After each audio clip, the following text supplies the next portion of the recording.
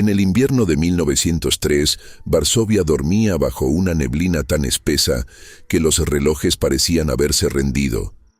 Las calles eran un rumor de pasos lejanos y el aire olía a carbón, a pan húmedo y a cosas antiguas. En el número 23 de la calle Krochmalna, una mujer de luto se mudó sola a una casa enorme y silenciosa, con ventanas tapiadas y un jardín seco al fondo. Decían que había sido un hotel antes de la guerra, un sitio donde los viajeros dejaban más que equipaje, pero nadie recordaba cuándo cerró ni por qué. Su nombre era Elena Nowak, viuda, sin hijos, sin familia. Cada mañana salía al mercado con un sombrero negro y una sonrisa leve, casi cortés. Pagaba siempre con billetes nuevos, aunque nadie la veía ir al banco. A veces hablaba sola, murmurando nombres que nadie conocía, y al caer la noche, desde el fondo del jardín, se escuchaban ruidos. No martillos, no palas, algo más profundo, como si la tierra respirara. Con el paso de los meses, los vecinos comenzaron a notar otro detalle. Cuando el viento soplaba desde el sur, el aire alrededor de la casa tenía un olor particular. No a humedad, no a flores, a hueso mojado. Elena llamaba a ese lugar su refugio, su casa, su hotel de huéspedes silenciosos. Y a veces, cuando creía que nadie la oía, abría las ventanas y susurraba al jardín: «Bienvenidos otra vez». Antes de que sigas escuchando, dime algo. ¿Estás solo ahora? ¿O hay alguien más contigo, aunque no lo veas? Porque esta historia no habla de fantasmas. Habla de quienes los guardan, de los que les dan casa, y de lo que ocurre cuando los muertos se cansan de ser huéspedes. Varsovia olía a carbón húmedo y a madera vieja. Era enero, y el cielo permanecía cubierto desde hacía semanas, como si el sol hubiera olvidado el camino. Los pasos de la señora Nowak resonaban en la calle vacía, su bastón golpeando la piedra con una cadencia paciente, casi ceremoniosa. A cada golpe, el eco parecía seguirla unos metros más, como si algo la imitara a distancia. La casa estaba al final de la calle Krochmalna, detrás de una verja oxidada y un jardín seco, lleno de ramas torcidas que parecían manos petrificadas saliendo de la tierra. Las ventanas estaban tapiadas con madera vieja, y la puerta principal tenía una cerradura enorme de hierro forjado, marcada por el paso de los años. Elena Nowak la abrió sin esfuerzo, como si la casa la esperara. Dentro, el aire era denso, con un olor que no se parecía a nada conocido. No era polvo, ni humedad, ni perfume. Era algo más orgánico, más íntimo. Un aroma cálido, dulzón, parecido al de la piel envejecida. La señora Nowak dejó su abrigo, colgó su sombrero negro y encendió una lámpara de aceite. La llama se reflejó en un espejo enorme que ocupaba casi toda la pared del vestíbulo. El cristal estaba manchado, cubierto de pequeñas sombras circulares como huellas de manos. Ella sonrió al verlo. Sus labios se movieron apenas. «Buenas noches», dijo. El eco respondió: «Buenas noches». El sonido no era suyo, venía del pasillo del fondo. El lugar había sido un hotel hacía muchos años, el Hotel Pod Orwem, el Águila Blanca, un sitio modesto pero conocido entre viajeros y comerciantes. Había cerrado sin aviso tras una epidemia que nadie supo explicar. La señora Nowak lo había comprado hacía poco, con dinero que nadie supo de dónde venía. Decía que era su sueño, atender huéspedes otra vez, pero no los de antes. Cada habitación estaba impecable. Las camas tendidas, los armarios vacíos, el papel de las paredes intacto. Solo el sonido de su bastón acompañaba sus pasos mientras recorría el pasillo principal. A cada puerta se detenía. Giraba la cabeza con lentitud. Escuchaba. Y sonreía. Llegó al final del corredor. La puerta número 9. La única con cerradura nueva. Dejó la lámpara en el suelo y sacó una llave pequeña de su bolsillo. Al girarla, el aire cambió. El olor se volvió más fuerte, más profundo, casi dulce. Abrió. Dentro, la habitación era idéntica a las demás, salvo por un detalle. No había cama. En su lugar, una vitrina de cristal. Y dentro de la vitrina, un esqueleto humano. Perfecto, blanco, sentado en una silla, con un sombrero viejo sobre el cráneo y una flor marchita en el bolsillo del saco.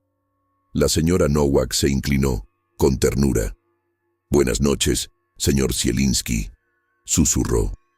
La mandíbula del esqueleto se movió apenas, con un leve crujido.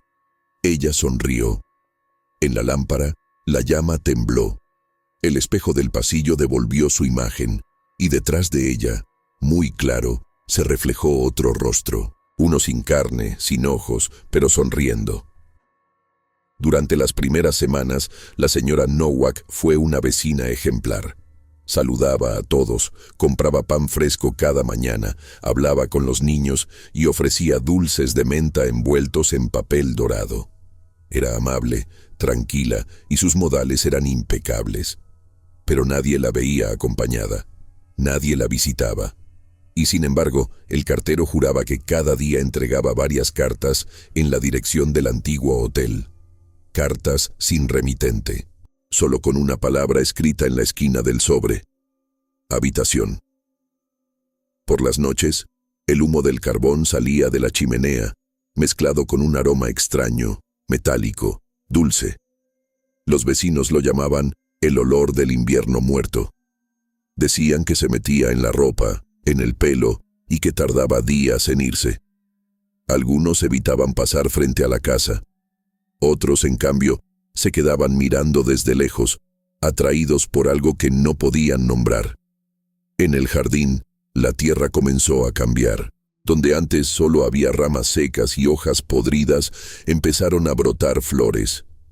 No eran como las demás. Sus pétalos eran pálidos, casi traslúcidos, y en lugar de perfume, exhalaban un olor leve, como el de la cera derretida. La señora Nowak las cuidaba con devoción. Las regaba cada amanecer con agua tibia y un líquido espeso que sacaba de frascos sin etiqueta. A veces hablaba con ellas con un tono maternal, repitiendo nombres de personas. Dentro de la casa, las lámparas permanecían encendidas toda la noche. Desde la calle podía verse la luz amarilla filtrarse por las rendijas de las cortinas. Y, si uno se acercaba lo suficiente, podía distinguir sombras moviéndose detrás del vidrio. Sombras que no se parecían a la silueta de una anciana. Sombras altas, rígidas, con movimientos lentos, como si danzaran al ritmo de un reloj invisible. Una tarde, el cartero se detuvo frente a la puerta principal. Había una carta nueva. Esta vez, el sobre estaba manchado con algo oscuro. Golpeó la puerta. Nadie respondió, pero oyó pasos, lentos, arrastrados. Se acercaban desde el interior. El pestillo giró. La puerta se abrió apenas, dejando ver un pasillo oscuro y una figura al fondo. Una figura inmóvil, alta, blanca. La señora Nowak apareció después, sonriendo con cortesía. «Buenas tardes», dijo. Su voz era suave, agradable. El cartero extendió la carta. Ella la tomó con manos cubiertas de polvo blanco, como harina. «¿Flores?», preguntó él, intentando una sonrisa nerviosa. La mujer lo miró, con ojos amables pero vacíos. «Huéspedes», respondió, y cerró la puerta. Esa noche el viento cambió de dirección. Desde el jardín llegó un sonido bajo, constante, que no era de hojas ni ramas. Era un murmullo, como si alguien hablara desde debajo de la tierra. Frases cortas, inconexas, sin sentido, hasta que de pronto todas coincidieron en una sola palabra: «Gracias». La señora Nowak salió al jardín con una lámpara. El resplandor anaranjado iluminó la tierra húmeda, donde las flores parecían moverse con una respiración suave. Se inclinó, acarició los pétalos con ternura y susurró: «Descansen». pero el suelo vibró levemente, y bajo la lámpara la sombra de la anciana se multiplicó, no una, no dos, decenas, sombras humanas, recostadas, arrodilladas, de pie, rodeándola. La señora Nowak cerró los ojos y sonrió. «Todos caben aquí», dijo. «En mi jardín siempre hay lugar». Al amanecer, la tierra olía a cera y a hueso fresco, y frente a la casa, el cartero encontró la carta que no había dejado caer. El sobre estaba vacío, solo había una palabra escrita adentro, con letra delicada y tinta seca: «Bienvenido». El invierno de Varsovia se volvió más largo ese año. Las calles permanecían cubiertas de escarcha y el aire olía a madera quemada y miedo. La gente del barrio hablaba poco, y cuando lo hacía en voz baja. Ya no era un secreto que había desaparecidos, 3 en solo 2 meses. Un panadero, un músico callejero y una mujer joven que vendía flores cerca del mercado. Nadie los vio marcharse, nadie oyó nada. Solo se desvanecieron. El primero en notar el patrón fue Andrzej Lewicki, un inspector retirado, viudo y solitario, que vivía a 2 calles del número 23. No creía en supersticiones. Había pasado años enfrentando la muerte en su forma más banal: robos, accidentes, hambre. Pero esto olía distinto. Había algo en el aire que no se podía ignorar, algo que no era solo miedo. Era como si el silencio del barrio estuviera hecho de respiraciones contenidas. Una mañana, Andrzej fue al mercado. Entre el ruido de las voces y los caballos, vio a la señora Nowak. Elegía manzanas con una calma casi elegante, como si el tiempo se detuviera a su alrededor. Todos la saludaban con respeto, pero nadie se acercaba demasiado. El inspector notó un detalle. Llevaba guantes de encaje blanco, impecables, y bajo las uñas, apenas visibles, una línea fina de tierra oscura. Se acercó con una sonrisa forzada. «Bonita mañana, señora Nowak». Ella lo miró con ternura. «Todas las mañanas son bonitas cuando uno tiene compañía». Andrzej fingió reír. «¿Y la tiene usted?» «Más de la que imagina». El tono era amable, pero algo en esa frase lo perturbó. Había una sinceridad en sus palabras que no necesitaba explicación, como si realmente no estuviera sola. Días después, Andrzej pidió acceso a los registros de propiedad del antiguo Hotel Pod Orwem. El edificio, según los archivos, había sido cerrado en 1889, después de un brote de fiebre que acabó con más de 20 personas. El propietario original nunca apareció, y los cuerpos tampoco. Solo se mencionaba una reforma posterior, firmada por una mujer, Helena Nowak. La fecha era incorrecta.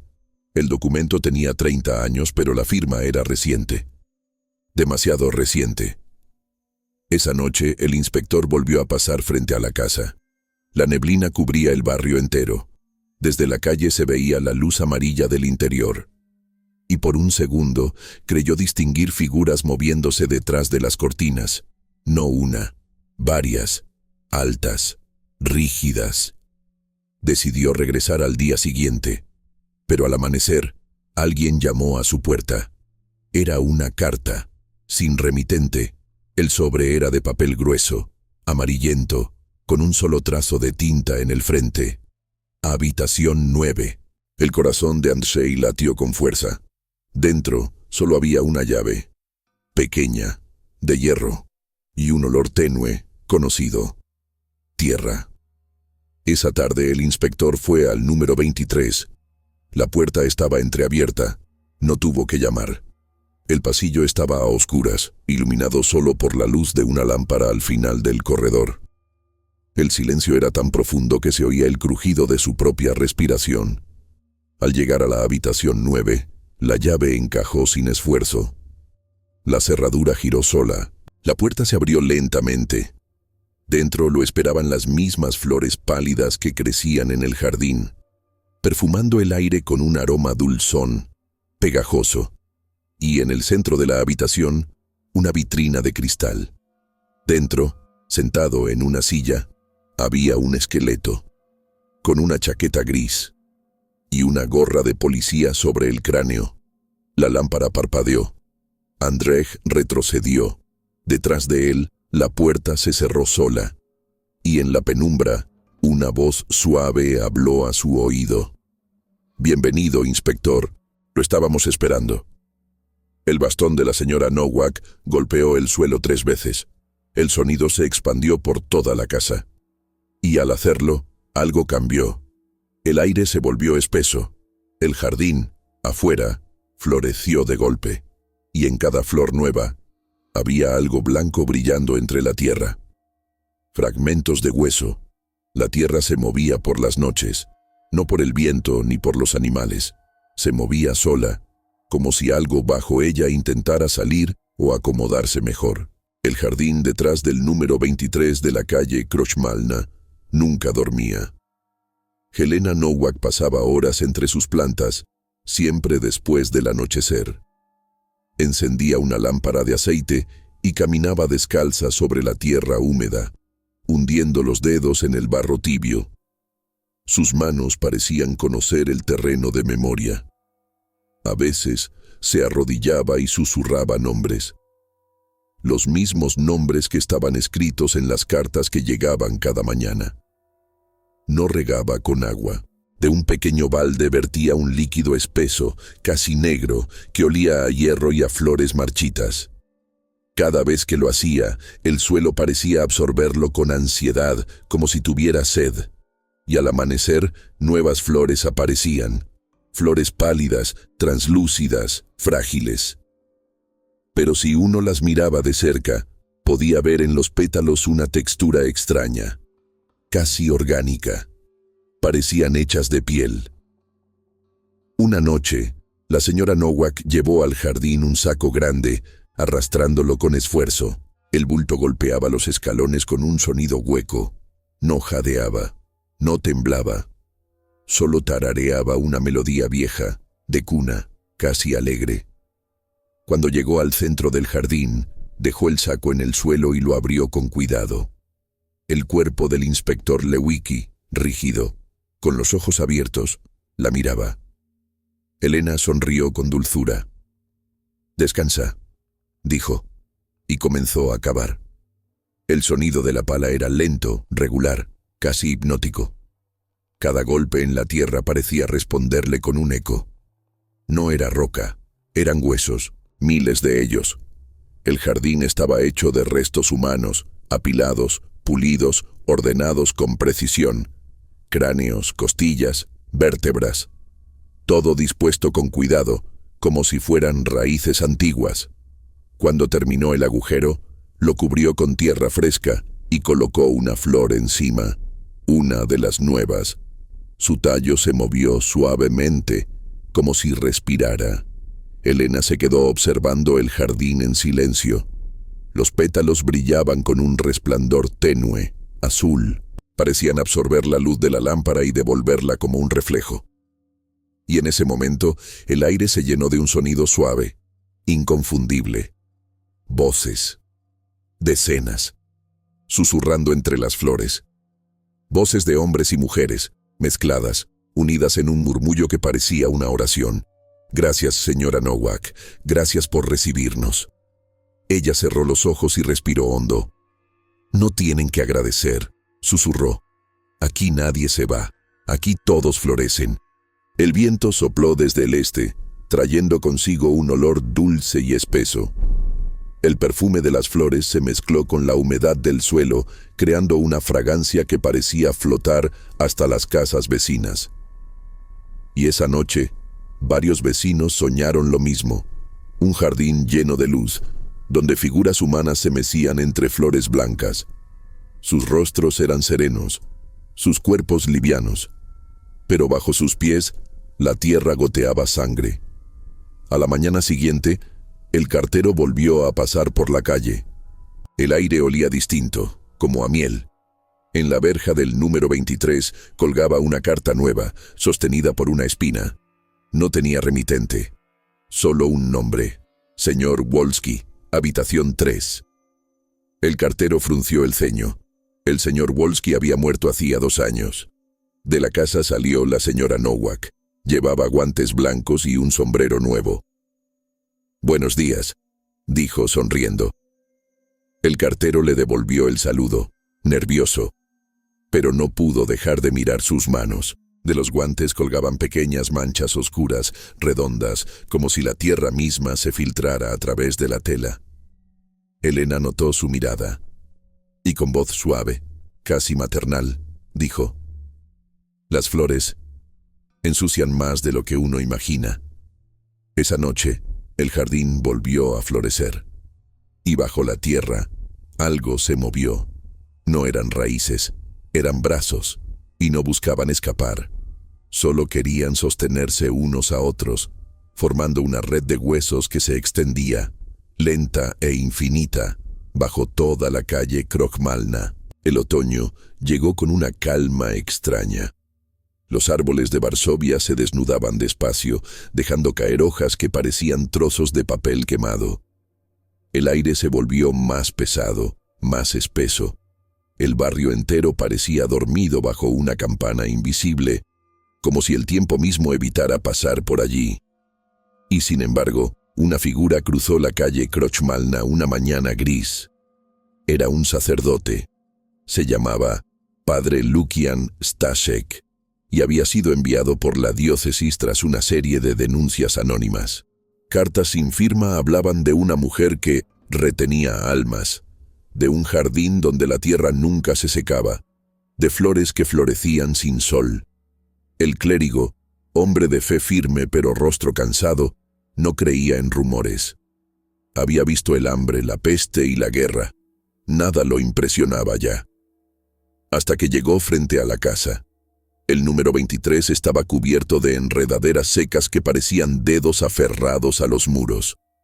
El aire olía a cera y a tierra recién abierta. El sacerdote se santiguó sin saber por qué. La puerta principal estaba entreabierta, como si lo invitaran. Dentro, la penumbra era tibia, densa. El aire estaba lleno de un perfume dulzón que no venía de flores, sino de algo más orgánico. En las paredes colgaban retratos antiguos de personas que no sonreían. Y bajo ellos, sobre pequeñas mesas, velas encendidas, todas del mismo tamaño, todas con la llama inclinada hacia el mismo lado. El padre Lukian caminó despacio, el crucifijo en una mano, el agua bendita en la otra. Cada paso resonaba como un latido. «¿Hay alguien aquí?», preguntó. La casa respondió con un susurro leve, un roce de viento que no venía de ninguna ventana. Y entonces la vio. La señora Nowak estaba al final del pasillo, vestida de negro, con un delantal blanco. Sonreía. Sus ojos parecían 2 trozos de vidrio húmedo. «Bienvenido, padre», dijo con voz serena. «Hace mucho que nadie venía a visitarnos». El sacerdote sintió un escalofrío. «¿Nos?» «Sí», respondió ella mirando alrededor. «Mis huéspedes, todos son buenos. Todos escuchan misa conmigo». Lukian intentó mantener la calma. «He venido por las cartas, señora Nowak. Dicen que aquí se cometen sacrilegios». Ella sonrió. «¿Sacrilegios? No, padre. Aquí solo hay descanso». La mujer lo invitó al jardín. El sacerdote aceptó. Necesitaba ver con sus propios ojos lo que los rumores describían. Cuando abrió la puerta trasera, el aire lo golpeó como una pared caliente. El jardín estaba vivo. Las flores pálidas se mecían sin viento. Las hojas brillaban bajo la luz tenue del cielo. Y el suelo respiraba, literalmente. Subía y bajaba con lentitud, como un pecho. Elena caminó entre las flores con una ternura casi maternal. «Mire qué hermosos están este año. Cada uno tiene un nombre, ¿sabe? Todos ellos fueron olvidados alguna vez. Yo solo les di un hogar». El padre la observaba con horror. «¿Qué son estas flores, señora Nowak?» Ella acarició una con los dedos. El pétalo era cálido, blando. «Memoria». El sacerdote levantó la mano con el crucifijo. «Esto es profano». Ella rió suavemente. «Oh no, padre, esto es amor». El viento sopló, el suelo se movió de nuevo, y bajo la tierra algo golpeó. Una vez, dos, tres. El sonido era seco, hueco. Lukian retrocedió con el corazón acelerado. Las flores comenzaron a abrirse al mismo tiempo. De sus centros, entre los pétalos, emergieron fragmentos diminutos. Dientes, costillas, falanges. El jardín entero se llenó de huesos. El sacerdote intentó rezar, pero las palabras se ahogaron en su garganta. La mujer lo miró con ternura. «No rece, padre. Aquí no hay pecado, solo raíces».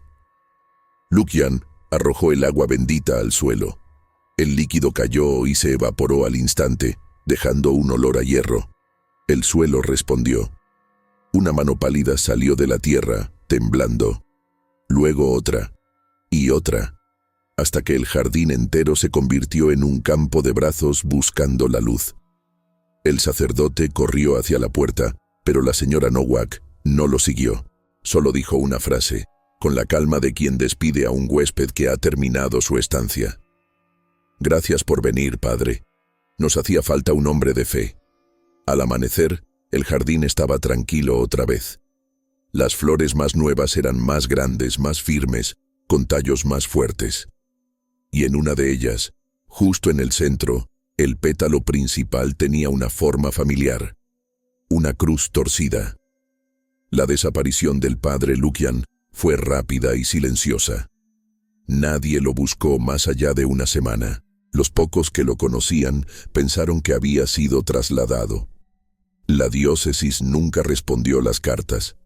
El nombre del sacerdote se borró pronto del registro, como si nunca hubiera existido. Pero en la calle Krokmalna, el aire cambió. Los vecinos comenzaron a oír campanas. No las del reloj de la iglesia, ni las del mercado. Eran diferentes, profundas, huecas, como si vinieran desde el subsuelo. Sonaban cada medianoche, 12 veces exactas. Después, silencio. Y luego, una voz. No fuerte, no humana, un murmullo lento que parecía un rezo. Algunos decían que provenía del jardín. Otros, que la casa entera respiraba oraciones. Helena Nowak salía siempre a esa hora. Vestida de negro, con un velo de encaje y una lámpara entre las manos. Abría las puertas, una por una, recorriendo las habitaciones del antiguo hotel. En cada puerta se detenía. Susurraba un nombre. Esperaba. Y el aire detrás de cada puerta respondía. Un sonido leve, como un gemido contenido. Luego pasaba a la siguiente, y a la siguiente, hasta llegar a la habitación número 9. Allí se detenía más tiempo. Encendía una vela, colocaba una cruz torcida sobre la mesa, y hablaba. Sus palabras no eran rezos conocidos. Eran frases suaves, repetitivas, sin sentido para los vivos. Pero el suelo las entendía. El suelo respondía. Bajo sus pies, la tierra se movía. El jardín y la casa se comunicaban, latiendo al mismo ritmo. Y entonces comenzaba la misa. La lámpara en su mano brillaba más fuerte. Las paredes se volvían translúcidas y dentro de ellas podía verse movimiento, sombras humanas, de pie, inmóviles como si esperaran una señal. Cada una sostenía una vela. Cada vela tenía una llama azul. Las sombras no parpadeaban, miraban hacia ella. Helena hablaba en voz baja. Escuchen, mis queridos huéspedes. El día termina, pero la luz no muere. Nosotros somos la raíz, la semilla, la memoria. El padre Lukshan nos bendijo con su fe, y ahora rezamos por él. Las sombras se movían, una a una, bajaban la cabeza. La habitación entera temblaba, las velas parecían inclinarse al unísono, y, durante un instante, la casa emitía un sonido leve, como un órgano lejano. Helena levantaba las manos. En ellas, las palmas estaban manchadas de tierra. Y sobre su piel, las líneas formaban figuras, como letras grabadas con fuego. Eran nombres, nombres de sus huéspedes. Cada noche aparecía uno nuevo. Esa noche, en el centro de su mano derecha, se formó el nombre Lukian. Ella lo miró con ternura. «Bienvenido, padre. Ya estás en casa». El aire vibró. Las sombras comenzaron a moverse en círculos, lentas, silenciosas. No tocaban el suelo, flotaban apenas. Sus pies no tenían forma. Sus rostros eran máscaras huecas, donde la piel se había convertido en cera. Y aún así, sonreían. Una sonrisa vacía, perfecta. Desde el jardín las flores comenzaron a abrirse. Todas al mismo tiempo. Los pétalos se levantaron como brazos en plegaria, y de entre ellos el perfume se hizo insoportable. Un olor dulce, espeso, a muerte tibia. La casa entera latía. La lámpara de Elena se apagó sola.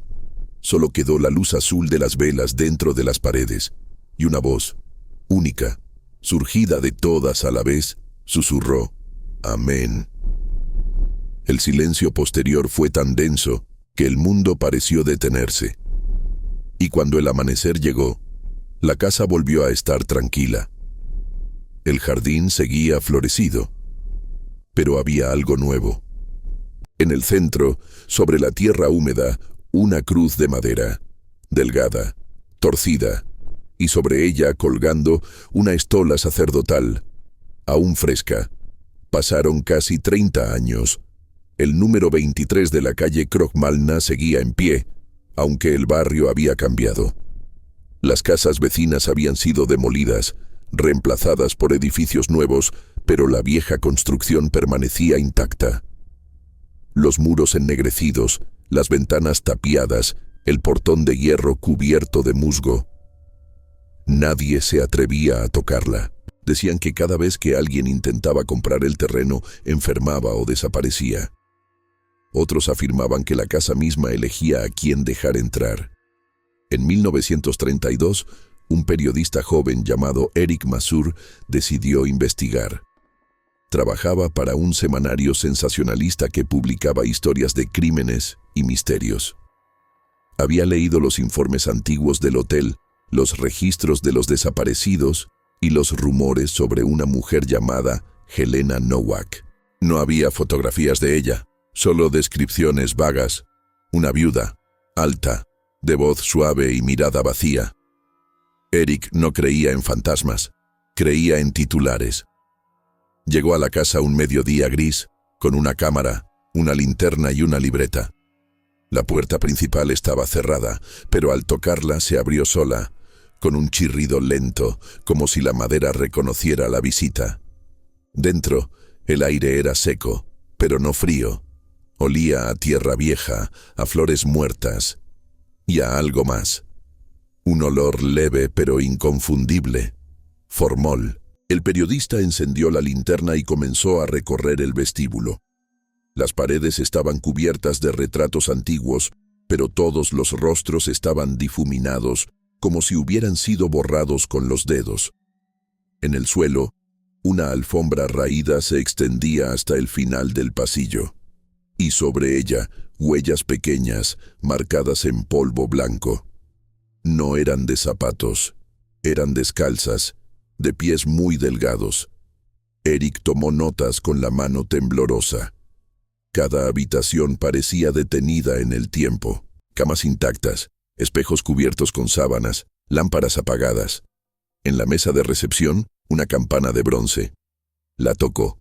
El sonido fue breve, agudo, casi infantil, y al segundo siguiente, algo respondió. Desde el piso superior, un golpe, luego otro, 3, con intervalos exactos. El periodista subió las escaleras con el corazón acelerado. El pasillo de arriba estaba cubierto de polvo, pero había una puerta abierta, la número 9. Dentro, una vitrina. Y en la vitrina, nada, vacía. En la pared, sin embargo, colgaba una fotografía. Vieja, amarillenta. Mostraba a una mujer sonriente, rodeada de varias figuras. Eric se acercó. Las figuras no eran personas, Eran esqueletos vestidos con trajes elegantes, sentados alrededor de una mesa. Y en el centro, con un vestido negro y un sombrero de encaje, estaba ella, Helena Nowak. Sus ojos parecían mirarlo directamente a pesar del paso de los años. El periodista retrocedió tropezando con algo. El suelo sonó hueco, golpeó con la linterna. Madera delgada, nueva, un compartimiento. Lo abrió. Debajo, una trampilla, y bajo ella, oscuridad. El olor subió de inmediato. Tierra húmeda, metal, carne vieja. Eric encendió una cerilla y miró hacia abajo. La luz apenas alcanzó para mostrar lo imposible. Un jardín subterráneo. Pequeñas flores blancas crecían en hileras perfectas, como si alguien las cuidara todavía. Entre ellas, huesos, miles de huesos. Y al centro, una figura, una mujer, de pie, inmóvil, con un velo negro cubriendo el rostro. Eric sintió que la cerilla le quemaba los dedos. La dejó caer. La llama iluminó por un instante los ojos de la figura. Estaban abiertos, vivos. El periodista gritó, pero el sonido se ahogó en el aire. La figura levantó la cabeza lentamente, y en voz baja, como quien da la bienvenida a un huésped esperado, dijo: «Hace tiempo que no recibíamos visitas». Eric intentó correr, pero la trampilla se cerró sola. El último sonido que se escuchó fue el de la cámara cayendo al suelo, disparando una fotografía sin intención. Días después, un niño encontró la cámara cerca del portón. El rollo estaba velado, excepto por una sola imagen. Mostraba el jardín, y en el centro una nueva flor, perfecta, blanca, con pétalos que parecían piel. La cámara de Eric Mazur fue entregada al periódico Nowy Kurier Warszawski por un niño que la encontró entre las hojas secas del portón. El aparato estaba cubierto de polvo y humedad, pero el rollo fotográfico seguía intacto. Nadie pensó en nada extraño al principio, solo en una buena historia. El periodista desaparecido en la casa del terror de la calle Krochmalna. Un titular perfecto. El laboratorio reveló las imágenes 3 días después. La mayoría estaban veladas, sombras, manchas, fragmentos de paredes. Pero una de ellas era nítida, demasiado nítida. Mostraba un jardín subterráneo iluminado por una luz imposible. En el centro, una flor blanca recién abierta, y sobre ella una forma vagamente humana, apenas visible entre los pétalos. El técnico que la reveló dijo que olía raro, a hierro, a tierra mojada, como si la fotografía misma transpirara. El redactor jefe decidió publicarla en la edición del domingo. Nadie notó el detalle más inquietante hasta después. La fotografía tenía algo nuevo cada vez que se la miraba. Una sombra diferente, una flor más, un rostro que antes no estaba. La primera persona en advertirlo fue una tipógrafa llamada Jadwiga. Mientras preparaba la impresión, juró haber visto una silueta de mujer en el fondo de la imagen, justo detrás de la flor. Dijo que parecía moverse. Pensó que eran los ojos cansados. Horas después, la tipógrafa desapareció. Dejó su abrigo en la silla y un pequeño rastro de tierra en el suelo del taller. El periódico salió a la calle igual. Miles de ejemplares con la imagen circularon por Varsovia, y esa semana comenzaron los sueños. La gente empezó a soñar con la casa. No la conocían, pero la veían. Una fachada vieja, un jardín que respiraba, una mujer de negro caminando entre flores que parecían hechas de piel. Algunos despertaban con las manos sucias como si hubieran cavado. Otros con el olor del jardín pegado al cuerpo. Uno de los editores, Marek Walczak, llevó un ejemplar a su casa para archivarlo. Esa noche, mientras cenaba, la fotografía se deslizó del periódico y cayó al suelo. Cuando la levantó, notó que había una nueva figura en ella. Un hombre con una cámara colgada del cuello, Eric Mazur, y detrás de él, Algo oscuro, apenas una silueta inclinada sobre su hombro. A la mañana siguiente, Walczak fue encontrado muerto en su escritorio. Sus ojos estaban abiertos, fijos en la pared. En su mano sostenía la fotografía. Y sobre el papel, donde antes estaba el rostro del periodista, había ahora una flor blanca. La policía confiscó los ejemplares restantes y ordenó destruir las planchas. Pero ya era tarde. La imagen había sido recortada, guardada, colgada en tabernas, en oficinas, en vitrinas de curiosidades. Algunos decían que traía suerte, otros que hacía brotar flores donde no debía. Un rumor empezó a circular entre los impresores. Si mirabas la foto durante demasiado tiempo, podías oír un sonido leve, como una respiración detrás de ti. Y si prestabas más atención, podías oír una voz, suave, femenina, diciendo una sola palabra: bienvenido. Esa misma noche, en la redacción del Nowy Kurier, un guardia escuchó pasos, lentos, arrastrados. Venían del archivo donde guardaban los negativos. Abrió la puerta y encendió la luz. El suelo estaba cubierto de tierra, y en el centro, sobre una pila de periódicos, una flor blanca había brotado. Perfecta, fresca, viva. Después de la publicación del artículo y la fotografía, Varsovia cambió de manera invisible. No hubo anuncios, ni titulares, ni noticias oficiales. Solo una sensación que se extendió poco a poco, como una enfermedad silenciosa. La gente comenzó a evitar los espejos. Decían que a veces, al mirarse, podían ver a alguien más detrás de su reflejo. Una mujer alta, vestida de negro, con un velo cubriendo el rostro. Nunca se movía, pero siempre parecía estar un poco más cerca cada vez. El fenómeno empezó con los trabajadores del periódico, pero pronto se expandió.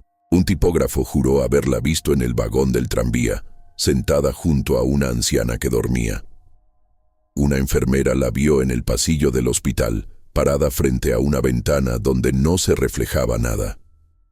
Un mendigo en la estación central contó entre sollozos que una mujer le había ofrecido una flor blanca, diciendo que pronto encontraría descanso. A la mañana siguiente, lo hallaron muerto, con las manos llenas de tierra y una sonrisa leve en el rostro. Los rumores volvieron a nombrarla: Elena Nowak, la viuda, la del jardín de huesos. Algunos decían que su espíritu caminaba buscando nuevas raíces, que la tierra donde había vivido ya no podía sostenerla. Otros aseguraban que nunca había muerto, que solo había cambiado de casa. En noviembre, una serie de muertes inexplicables sacudió el barrio de Wola. Todas las víctimas tenían algo en común. Habían tenido contacto con la fotografía publicada por el Nowy Kurier.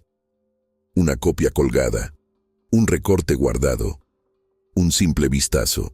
El resultado era siempre el mismo. Primero, el olor. Luego, los sueños.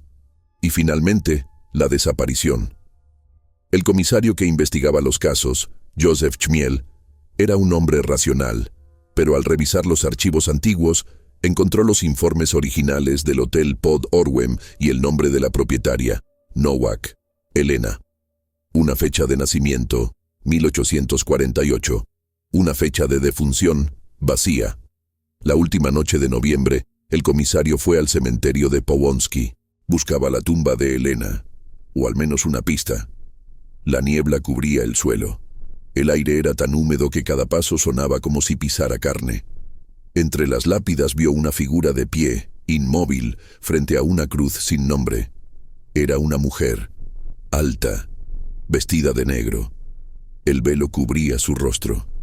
Chmiel sintió el impulso de hablar. «Señora Nowak». La figura giró lentamente. Su rostro estaba oculto por completo, pero el velo se movió con un soplo invisible. Y entonces algo cayó al suelo. Una flor blanca, perfecta, recién cortada. El comisario la recogió con cuidado. Era cálida, demasiado cálida, como si hubiera estado viva hace un instante. Cuando levantó la vista, la mujer ya no estaba. Solo quedaba la niebla y el sonido del viento. Pero en el lugar donde había estado de pie, la tierra se movía. Apenas un temblor, casi imperceptible, como un suspiro. Esa noche, en la comisaría, el comisario guardó la flor en un frasco de vidrio. Durante horas, la observó, convencido de que se marchitaría, pero no lo hizo. A la madrugada, el frasco comenzó a empañarse por dentro. Del tallo brotaron gotas oscuras, y a las 5 en punto, la flor se abrió. En el centro, sobre el pistilo, algo brillaba bajo la luz del gas, un diminuto fragmento de hueso, de mandíbula humana. Chmiel no volvió a dormir, y a la mañana siguiente, cuando los demás policías llegaron a su despacho, lo encontraron con la cabeza apoyada sobre el escritorio, los ojos abiertos, una sonrisa en el rostro y una flor blanca en la mano. El informe forense no mencionó causa de muerte, solo una nota al margen, escrita con lápiz. El cuerpo exhala olor a tierra húmeda, bajo las uñas, restos de arena fina, y al pie de la página, una firma en tinta seca, idéntica a la que aparecía en los antiguos documentos del hotel, Helena Nowak. El año era 1940. Varsovia había cambiado, pero no todo. Entre los escombros y los nuevos muros, la casa del número 23 seguía allí, como una sombra inmune al paso del tiempo. La ciudad había intentado ignorarla, pero el terreno era valioso y los planos del nuevo distrito exigían su demolición. Nadie quería tocarla, hasta que un grupo de obreros alemanes recibió la orden directa: derribarla antes del amanecer. Esa mañana, 6 hombres llegaron con herramientas, linternas y silencio. El aire estaba quieto, demasiado. Ni un solo pájaro volaba sobre la calle Krochmalna. El capataz, un hombre grande y sin supersticiones, fue el primero en empujar la verja oxidada. El sonido del metal resonó como un grito. Dentro, la casa parecía dormida. El polvo flotaba como ceniza suspendida en la luz tenue. Cada paso levantaba ecos antiguos, como si alguien los siguiera desde las habitaciones. Los obreros no hablaban, solo trabajaban. El primer golpe de martillo contra la pared no produjo el sonido de piedra, sino un ruido hueco, blando, como si golpearan carne. Uno de ellos retrocedió. «Hay algo dentro», murmuró. El capataz, irritado, ordenó seguir, pero el segundo golpe abrió una grieta en la pared, y de la grieta comenzó a salir tierra húmeda, oscura, y un olor a flores marchitas y hierro. El muro se abrió por completo con el tercer golpe, y detrás de él no había ladrillos, había raíces, miles de raíces, retorcidas, vivas, palpitantes, extendiéndose en todas direcciones como venas. Los hombres se quedaron inmóviles. Una de las raíces se movió, despacito, como si respirara. Del suelo comenzó a brotar agua. No era agua, era un líquido espeso, rojizo, y entre las raíces algo brilló. Cráneos, huesos, enteros, colgados entre las raíces como frutos secos, todos con la misma expresión. Una sonrisa leve, petrificada. El capataz retrocedió un paso, temblando, y entonces lo escucharon. Un sonido bajo, rítmico, como un corazón latiendo en la profundidad. Las lámparas temblaron, la tierra se movió, y desde el fondo de la casa, una voz. No grito, no susurro, una voz serena, de mujer. «No los despierten». Los hombres se miraron, pálidos. El sonido provenía del piso superior. El capataz, decidido a terminar rápido, subió las escaleras. Cada peldaño crujía como si respirara bajo su peso. Arriba, el corredor terminaba en una sola puerta. La número 9. La única intacta, la única sin polvo. Intentó abrirla, pero estaba cerrada con llave. Sacó la palanca y golpeó con fuerza. La cerradura cedió. La puerta se abrió lentamente, y dentro, Todo estaba limpio, demasiado limpio. Una habitación ordenada con una mesa, una lámpara y una vitrina de cristal. Dentro de la vitrina, una mujer, de pie, inmóvil, vestida de negro.